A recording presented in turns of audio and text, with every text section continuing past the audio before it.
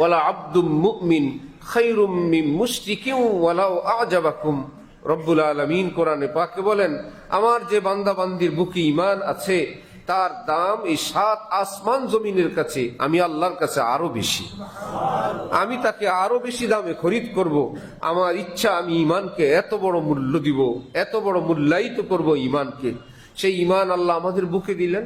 তো মুমিনের কর্তব্য, मैं जहां भी रहूं जिस फिजा में रहूं मेरा तकवा हमेशा सलामत रहे। আয় আল্লাহ, আমি পৃথিবীতে যেখানেই থাকি আমি যেন আপনার আপন হয়ে থাকি। সূরা ফাতিহার মধ্যে আমরা কিন্তু বলি, ইহদিনাস সিরাতাল মুস্তাকিম সিরাতাল্লাযীনা আন'আমতা আলাইহিম। আল্লাহ, আমাকে আপনার রহমত প্রাপ্ত বান্দাদের সাথে রাখেন, যারা আপনার রহমতওয়ালা, আমি যেন তাদের সাথে থাকি। গায়রিল মাগযুবি আলাইহিম, আল্লাহ যাদের উপর গজব পড়ছে আমি যেন তাদের সাথে না থাকি।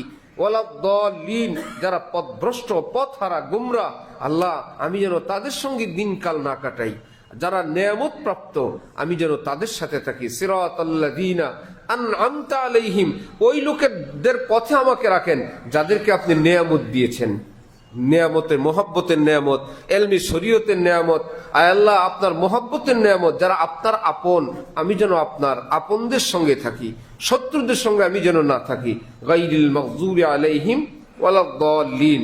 আল্লাহ আমাদেরকে আল্লাহ পাকের রহমতওয়ালাদের সাথে থাকার তৌফিক দান করেন।